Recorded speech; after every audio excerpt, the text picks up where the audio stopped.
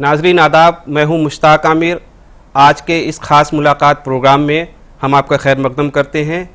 आज की इस ख़ास मुलाकात में मुल्क के नामवर तारीख़दां, दानिश्वर और हिंदुस्तानी सक़ाफ़त उमूर के माहिर प्रोफेसर रतन लाल हांगलू हैं। प्रोफेसर रतन लाल हांगलू इलाहाबाद यूनिवर्सिटी के मौजूदा वाइस चांसलर और इससे पहले हैदराबाद सेंट्रल यूनिवर्सिटी में तारीख़ के उस्ताद भी रहे हैं। इसके बाद बंगाल की कल्याणी यूनिवर्सिटी में भी आपने वाइस चांसलर के ओहदे की जिम्मेदारी अंजाम दी है। आज हम हिंदुस्तानी तहज़ीब, सक़ाफ़त, तसव्वुफ़ और शायरी पर बात करेंगे प्रोफेसर रतन लाल हांगलू साहब से। प्रोफेसर रतन लाल हांगलू साहब, आपका बहुत बहुत खैर मकदम इस प्रोग्राम में। आपका जो मैदान है, ख़ास तौर से तारीख़ का, सक़ाफ़त का और तसव्वुफ़ भी आपकी फ़ील्ड रही है, तो मैं ये जानना चाहता हूँ कि जब हम मुश्तरका तहज़ीब की बात करते हैं, एक कंपोजिट कल्चर की बात करते हैं, गंगा जमनी तहज़ीब की बात करते हैं, तो उससे क्या मुराद होती है? क्या सिर्फ़ हिंदुस्तानी या हिंदू मुस्लिम एकता की बात होती है, या हिंदुस्तानी समाज में जो कसीरुल जहती है उसकी बात है? तो ये अभी तक ये वाज़ेह नहीं हो पाई है ये बात कि कंपोजिट कल्चर या हिंदुस्तानी तहज़ीब के अंदर जो गंगा जमनी तहज़ीब है वो किस तरह की है। मुश्ताक साहब, आपको मुझे यहाँ बुलाने के लिए आपका बहुत बहुत शुक्रिया। जब हम गंगा जमनी तहज़ीब या हिंदुस्तान की कंपोजिट कल्चर की बात करते हैं, आजकल के हिंदुस्तान में एक अजीब मसला हो गया है कि जब भी गंगा जमनी तहज़ीब की बात आती है तो हम शायद भूल जाते हैं कि यहाँ हिंदू और मुसलमानों के बगैर बाकी कम्युनिटीज़ भी रहती हैं। इसका अगर एंशंट ज़माने से, जब से हिंदुस्तान पैदा हुआ है, इवॉल्व हुआ है एक सिविलाइजेशन के नज़रिए से, जब उसको हम देखते हैं, हिंदुस्तान में कई तहज़ीबें मुश्तमिल है और कई तहज़ीबें रहती हैं। ये खाली हिंदू और मुसलमानों का देश नहीं है। यहाँ हमारे साथ अभी देखिए ईसाई भी रहते हैं, सिख रहते हैं, बौद्ध रहते हैं, और कई बाहर से इतने माइग्रेशन हिंदुस्तान में हो गए हैं, सेंट्रल एशिया से, पर्शिया से, ईरान से, टर्की से, इजिप्ट से, अरब वर्ल्ड से, इवन ईस्टर्न यूरोप से भी लोग आके यहाँ बसे हैं। तो इन सबों के मजमूए को जो यहाँ बस गए हैं और इनके जो कल्चरों का आपस में मिलन हो गया है, मेल जोल रहा है, उसको हम हिंदुस्तानी तहज़ीब कहते हैं। वो इनसे हिंदुस्तानी तहज़ीब एक इवाल्व हो गई है। तो लेकिन आजकल क्या हुआ कि हमारे सियासी हालात कभी कभी कशीदा हो जाते हैं और हम फट से यही कहते हैं कि साहब गंगा जमनी तहज़ीब को क्या हुआ। अगर कहीं कम्युनल राइट हो गया तो हम फट से कहते हैं साहब गंगा जमनी तहज़ीब क्या हुआ, कि कंपोजिट कल्चर का क्या हुआ। ये एक मिस इंटरप्रटेशन है इस तरह से। इसमें जैसे सियासतदान अपना थोड़ा सा ध्यान दे, तो गंगा जमनी तहज़ीब एक बहुत ही वसी फ़लसफ़ा, एक वसी इंस्टीट्यूशन है जिसको गंगा जमनी तहज़ीब कहते हैं, या जिसको हिंदुस्तान का कंपोजिट कल्चर कहते हैं, जिसमें कई तहज़ीबों का मजमुआ है। प्रोफेसर हांगलू, जब हम इस तरह की बात करते हैं कि उस मुश्तरका तहज़ीब में सारी बिरादरियाँ और सारे फ़िरक़े शामिल हैं, तो कभी ये देखने में आता है कि गड़बड़ वहाँ से शुरू होती है जहाँ पर एक मखसूस कोई फ़िरक़ा जो है वो गालिब आने की कोशिश करता है, तो बाकी और जो फ़िरक़े हैं या बिरादरियाँ हैं वो अदम तहफ़्फ़ुज़ महसूस करने लगती हैं। तो इस अदम तहफ़्फ़ुज़ के एहसास से बाहर निकालने के लिए वो क्या करने की ज़रूरत है? देखिए, हिंदुस्तान को ये आप बिल्कुल सही कह रहे हैं कि कभी कभी हमने अगर हिंदुस्तान की पूरी हिस्ट्री को देखा जाए, जिसको कभी भारत कहते हैं कई लोग, कोई हिंदुस्तान कहते हैं, पूरा इस सिविलाइजेशनल एस्पेक्ट को कहेंगे। मैंने कई बार और कई अपने फ़लसफ़े और मेरी अपनी कई किताबों में भी मैं ये लिख चुका हूँ कि हिंदुस्तान एक नेशन नहीं है, एक सिविलाइजेशनल नेशन है। नेशन एक छोटा कंसेप्ट है, लेकिन सिविलाइजेशनल नेशन बहुत ही बड़ा कंसेप्ट है। आप देखिए, इतनी ज़बानें हमारे यहाँ, इतने कल्चर, इतने रीजन, इतने एनवायरनमेंट, इतने डायलेक्ट्स, इतने पोशाक, आप देखिए बहुत सारा ये मजमुआ इन चीज़ों का बना हुआ है। और जब हम हिस्ट्री को मुताला करते हैं, जब भी कोई फ़िरका मज़हब के नाम पर गालिब हुआ है, गालिब हुआ मतलब पूरा तसल्लुत जमाया है, तब सिविलाइजेशन का नुकसान हुआ है और उसी वक्त एक ट्रांजिशन हुआ है। आप देखिए हमारे हिंदुस्तानी तहजीब में अगर आप अर्ली पीरियड में चले जाएंगे, आप देखिए 13th सेंचुरी में जब 10th सेंचुरी से टर्कस आने लगे, उस वक्त में भी एक वेव चली थी कि एक गोल्डन पीरियड है हिंदुइज्म का। लेकिन फिर क्या हुआ गोल्डन पीरियड के बाद? उसके बाद टर्क्स आए, हिंदुस्तान में बसे, इसको अपना मुल्क बनाए और एक नई सिविलाइजेशन डेवलप होने लगी। फिर हम देखें सल्तनत पीरियड में थोड़ा सा कुछ तनाव आया, उसके बाद मुगल्स आ गए और अकबर को रिफॉर्मेशन करना पड़ा और फिर नई तहजीब एकदम उपज पड़ी। तो इसलिए जो है मजहब कभी भी एक सिविलाइजेशन को गालिब और काबिज होके चेंज नहीं कर सकता है, अच्छी दिशा नहीं दे सकता। तो इस मामले में देखा जाए अगर सर, तो जो मुल्क का आइन है और जिसमें अक़लियतों को, तमाम अक़लियतें जो मजहबी और लिसानी अक़लियतें हैं, सबको बराबर का मसावी हक़ दिया है, तो जो हिंदुस्तान का दस्तूर है वो एक आइडियल हो गया है सोसाइटी को चलाने के लिए। जब इतना आइडियल जो है दस्तूर हमारे यहाँ मौजूद है, तो फिर क्या वजह है कि इस तरह की बहसें जन्म लेती हैं और इस तरह की मुश्किलें सामने आती हैं कि अक़लियतों के हुकूक़ पर फिर असर नौ बात की जाने लगती है, बहस होने लगती है और उसमें बहुत से तनाज़ात उठ खड़े होते हैं? ये मैं कहना चाहूँगा कि देखिए हमारे यहाँ जैसे आपने कहा ही कि हमारे यहाँ आइन बना हुआ है। हमारे हिंदुस्तान को एक सेकुलर स्टेट हम लोग मानते हैं और एक सेकुलर स्टेट आइन के नज़रिए से देखा जाए तो एक सेकुलर स्टेट है। लेकिन कई तंग नज़रिए सियासतदान अपने छोटे छोटे मसवदों के लिए, अपने छोटे छोटे मफादों के लिए इस तस्वीर को बीच में जो ये बिगाड़ना चाहते हैं, सियासी मफाद के नज़रिए से इसको देखते हैं, तो तब जाके जो है हम देखते हैं अक़लियतें तनाव में आ जाती हैं। हमें यहाँ देखिए आप, हमारे यहाँ मुसलमान ही नहीं अक़लियत में है, सिख हैं, क्रिश्चियंस हैं, बौद्ध हैं, कई फ़िरके हैं, लेकिन कॉन्स्टिट्यूशन ने सबको एक बराबर सम्मान दिया है, पूरा हिस्सा दिया, पूरी ताकत दी है, पूरी वुसअत दी है, पूरे राइट्स दी है, पूरी डिग्निटी दी है। लेकिन कभी कभी कुछ सियासतदान जो है गलतफहमी का शिकार हो जाते हैं और अपने सियासी मफादों के लिए जो है देश का बुरा कर लेते हैं। नाजरीन, प्रोफेसर रतन लाल हांगलू साहब से बातचीत का सिलसिला जारी रहेगा। एक वक्फे के बाद आपसे फिर मिलते हैं।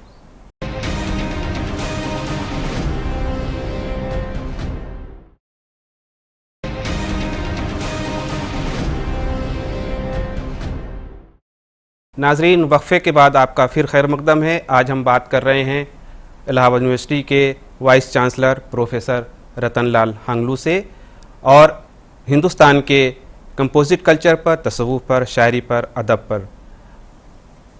सर, अभी आपने अपनी गुफ्तगू में हवाला दिया सच्चर कमेटी की रिपोर्ट। सच्चर कमेटी की रिपोर्ट का जब जिक्र आता है तो मुसलमानों के तालीमी माशी पसमानदगी का जिक्र आता है, क्योंकि वो रिपोर्ट इन्हीं बातों पर मुश्तमिल है।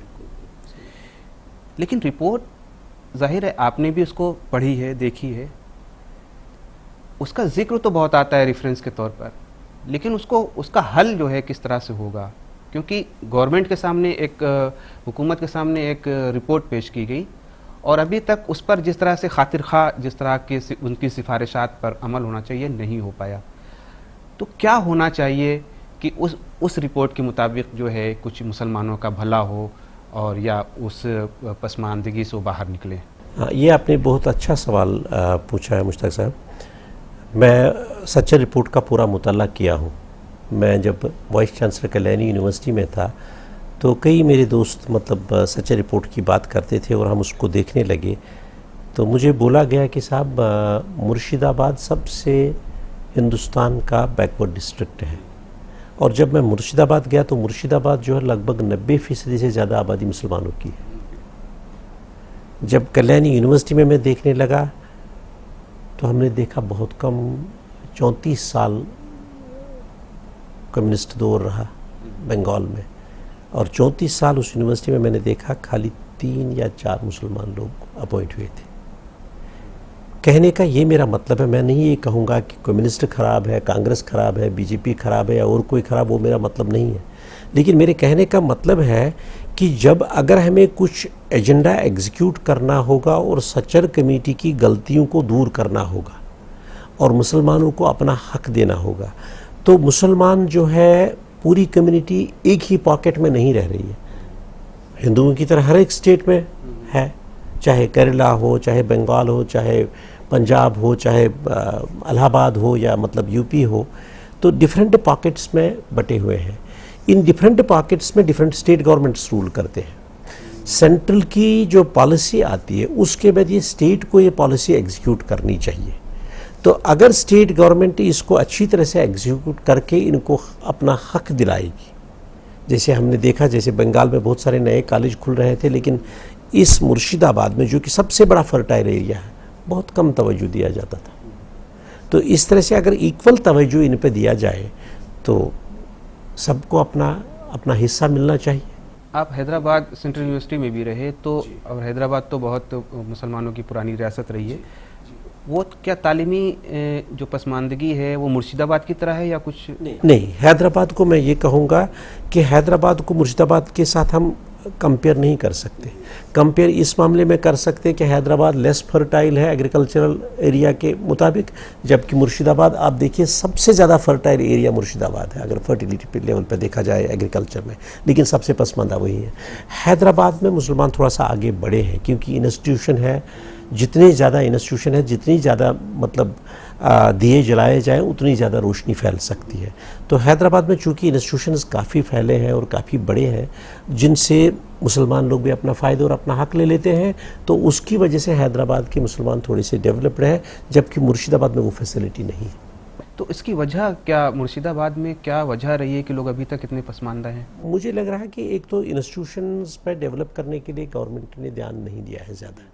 जैसे जितने स्कूल, जितने कॉलेज, जितने ख़वातीन के लिए मतलब इदारे होने चाहिए उतने नहीं हैं, जबकि हैदराबाद में बहुत सारे हैं। तो इसमें सिर्फ मुस्लिम फ़िरक़े की जिम्मेदारी बनती है, हुकूमत की बनती है? नहीं, ये हुकूमत की जिम्मेदारी बनती है। मुस्लिम फ़िरक़े की जिम्मेदारी ये है कि वो आगे आए और पढ़े।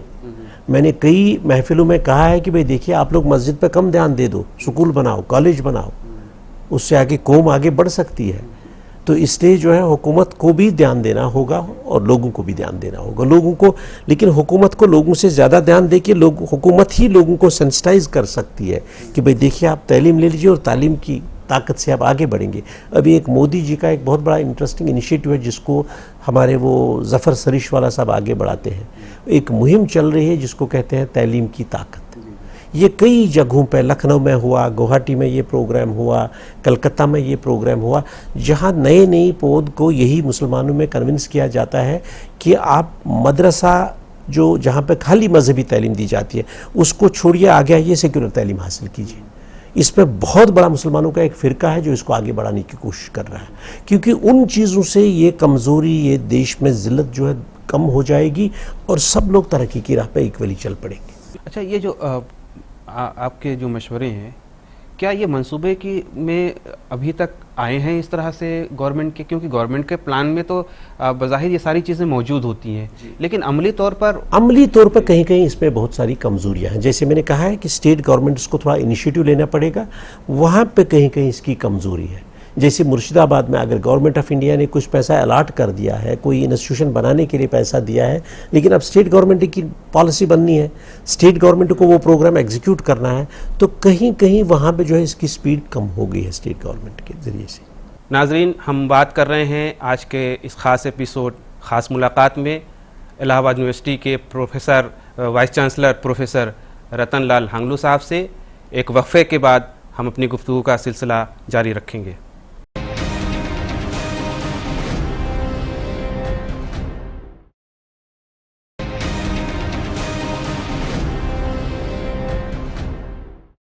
नाजरीन, वक्फे के बाद आपका फिर खैर मकदम है। आज हम बात कर रहे हैं इलाहाबाद यूनिवर्सिटी के वाइस चांसलर प्रोफेसर रतन लाल हांगलू साहब से। सर, ये जो कंपोजिट कल्चर की बात अभी हो रही थी, जब भी हम कंपोजिट कल्चर की बात करते हैं, मुश्तरका तहज़ीब की बात करते हैं, तो तसव्वुफ़ का ज़िक्र ज़रूर आता है, क्योंकि पूरा तसव्वुफ़ का जो शोबा है हमारे यहाँ, इदारा है, वो रवादारी, इंसानी हमदर्दी और मसावात पर है। लेकिन गुज़श्ता दिनों जिस तरह से अदम रवादारी या इंटॉलरेंस का मसला उभर कर सामने आया, तो आपको लगता है कि इंटॉलरेंस जैसी कोई चीज़, जहाँ तसव्वुफ़ का ट्रेडिशन इतना मजबूत है, ये अदम रवादारी का जो मसला है, कोई बहुत बड़ा संगीन ख़तरा बन कर के उभरा है?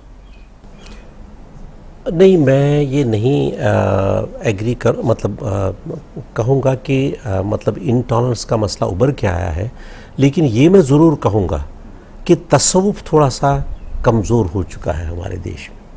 हम कई लोगों के साथ जब बात करते तो हम कहते हैं कि साहब हिंदुस्तान की डेमोक्रेसी जो है वो फैटीग्ड हो गई, वो थक चुकी है हिंदुस्तान की डेमोक्रेसी।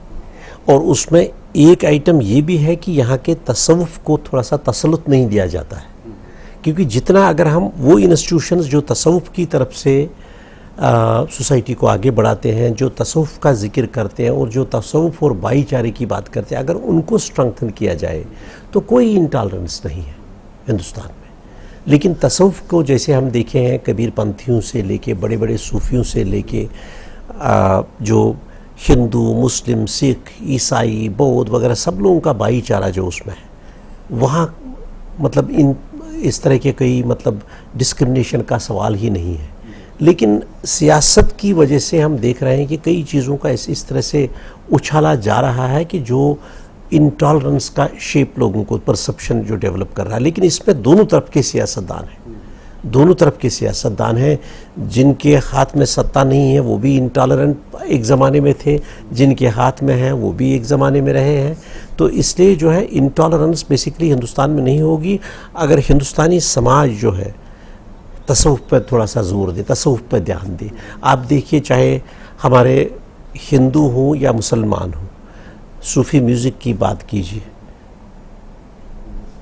एक हिंदू के नाते मैं कहूँगा, मैं तो डेली सूफ़ी म्यूज़िक सुनना चाह रहा हूँ। अभी हमारे जो वज़ीर आज़म भी जो है एक सूफ़ी कॉन्फ्रेंस में वो शिरकत करने गए थे और उन्होंने तसव्वुफ़ की जो है बहुत तारीफ़ की और ये कहा कि तसव्वुफ़ जो है इस मुल्क को उसने बहुत कुछ दिया है। तो क्या इस तरह के की जो कोशिशें जो अहले तसव्वुफ़ की तरफ से हो रही हैं, ये कितनी बार आवर साबित होंगी, कितनी कारगर साबित होंगी? ये बहुत कारगर साबित होंगी, क्योंकि तसव्वुफ़ जो है इस देश का एक बेडरॉक बना हुआ है। तसव्वुफ़ की वजह से ही ये कई कौमें, दो ही नहीं कई कौमें आपस में जुड़ चुकी है। और तसव्वुफ़ एक ऐसा आइटम हम कहेंगे तहजीब का है जो एक कॉमनैलिटी है, चाहे हिंदू हो, मुसलमान हो, बाकी कौमें हो, लेकिन तसव्वुफ़ ही इन सबों को जोड़ता है।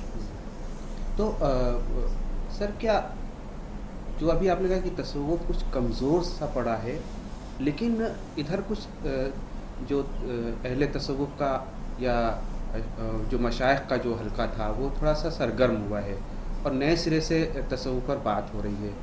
तो जो अदम रवादारी का मसला है और दूसरी जानिब ये तसव्वुफ़ और मसावात की जो बात हो रही है, तो इन कोशिशों को, यानी जो मसावात की बात हो रही है तसव्वुफ़ के हवाले से, किस तरह से इनको फ़रोग़ देने की ज़रूरत है, किस तरह से इनको फैलाने की ज़रूरत है? देखिए, एक तो मैं ये कहूँगा कि कई जगहों पे हमें जो भक्ति और सूफ़ी लिटरेचर है इसको सामने लाना होगा। कुछ ऐसे इंस्टीट्यूशन बनाने चाहिए जो इंटर रिलीजियस फेथ को डिस्कस करें। हम लोगों को चूकना नहीं चाहिए कि बस आप मज़हब की बात करें तो क्रिमिनल हो जाएगा, ऐसा नहीं होना चाहिए। हमारे पास ऐसे कई सेंटर, कई जगह बनाने चाहिए जो सूफिज़म को स्टडी करे, भक्ति मूवमेंट को स्टडी करे और ये दिखाए कि भाई क्या है दोनों सिविलाइजेशंस में या बाकी सिविलाइजेशंस में जो कॉमन एलिमेंट है जो इनको अच्छी जोड़ लगा सकता है और उस जोड़ को हम कैसे मजबूत कर सकते हैं। इसमें ये नहीं सोचना है कि देखिए तसव्वुफ़ और सूफिज़म मुस्लिम सिविलाइजेशन के साथ अटैच है तो इसको इग्नोर करो, और भक्ति हिंदुओं का है तो इसलिए इग्नोर करो। भक्ति भी उसी का नाम है, तसव्वुफ़ भी उसी का नाम है। जब कबीर पंथ कुछ जो है, कबीर प्रेमी जो कुछ सिखाते हैं, आप देखिए वही हज़रत निज़ामुद्दीन औलिया सिखाता है। हमारे मज़हबों में अगर आप बेसिक फाउंडेशनल प्रिंसिपल्स देखेंगे वो तो तसव्वुफ़ के हैं। बुद्धिज़्म हो, इस्लाम हो, क्रिश्चियनिटी हो, हिंदुइज़्म हो, इसलिए उनको एकदम काफ़ी वुसअत देने की ज़रूरत है इस देश में। जब तसव्वुफ़ की बात आएगी तो कश्मीर की बात ज़रूर आती है, क्योंकि कश्मीर ख़ास तौर से जो पूरा वैली का इलाका है वो तो तसव्वुफ़ का बहुत अहम मरकज़ रहा है और कितने बुज़ुर्गान दीन हैं आप बेहतर जानते हैं वहाँ पर।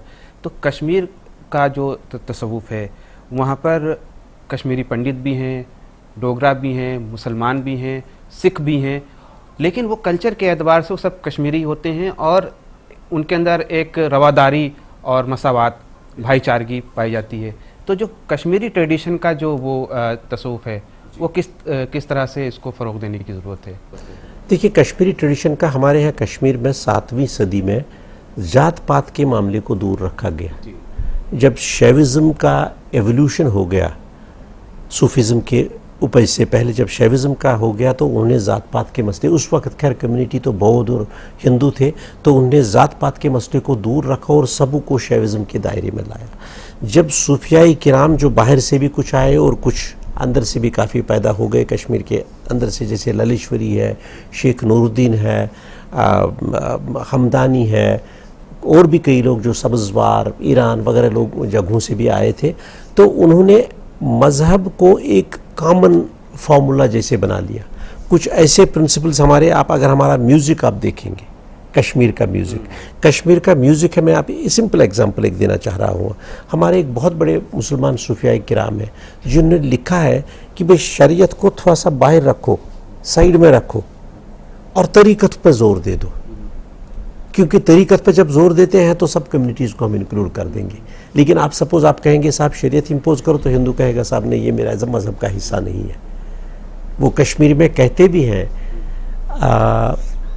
मतलब कश्मीरी जो म्यूज़िक है उसमें वो बिल्कुल फरमाते हैं कि साहब ये जो है शरीयत एक तलवार का हिस्सा है, इसको साइड में रखो। अब्दुर्रहमान डार करके हैं जो इसको गाए भी हैं, वो खुद अपना एक बहुत बड़े मतलब सूफ़ी रह चुके हैं इस तरह से। और हम लोगों ने जो है ये इंटरनलाइज करके हमने किसी भी कश्मीरी हिंदू को कभी भी ये फीलिंग नहीं है कि भाई मुसलमान जो है ये कोई डिफरेंट मज़हब का हिस्सा, इसका डिफरेंट सिविलाइजेशन है, इसका डिफरेंट वैल्यू सिस्टम है, कभी ये सोचे नहीं। और कश्मीरी मुसलमान भी ये कभी नहीं सोचे। ये मॉडर्न ज़माने में जो हमारे यहाँ ये वर्ल्ड वार, जो पोस्ट वर्ल्ड वार डेवलपमेंट्स हुए, कोल्ड वार डेवलपमेंट खासकर को, not post world war, cold war जो हुआ, कोल्ड वार की वजह से हमें कई तजाद पैदा हो गए, दो हिस्सों में तकसीम किए गए, बिल्कुल सोवियत यूनियन का ब्लॉक। लेकिन जब कोल्ड वार इख्तिताम पे आ गया, उसकी वजह से हमने देखा डेवलपमेंट जो ईरान में हो गई, अफ़गानिस्तान में हो गई, पाकिस्तान में हो गई, तो उनकी वजह से हम देखे कुछ परेशानियां कश्मीरी पंडितों को भी और कश्मीरी मुसलमानों को भी झेलनी पड़ी। ये नहीं है कि पंडित बाहर निकल गए और सब लूट लाट के उनका सब खराब हो गया, ये एक बात है। लेकिन दूसरी बात यह है कि जो वहाँ रह रहे हैं वो भी अमन से नहीं रह पा रहे हैं। प्रोफेसर रतन लाल हांगलू साहब, आपका बहुत बहुत शुक्रिया। बहुत कीमती और मुफीद बातें ख़ास तौर से अदब के हवाले से, शायरी और कल्चर के हवाले से और मुसलमानों की तालीमी पसमानदगी के हवाले से आपने बताई, और यकीनन जिन लोगों ने जो लोग ये सुन रहे हैं उससे वो मुस्तफ़ीद होंगे। आपका बहुत बहुत शुक्रिया। नाजरीन, ये थे इलाहाबाद यूनिवर्सिटी के वाइस चांसलर प्रोफेसर रतन लाल हांगलू। इस ख़ास मुलाकात के अगले एपिसोड में हम फिर किसी नई शख्सियत के साथ हाज़िर होंगे। तब तक के लिए खुदा हाफिज़।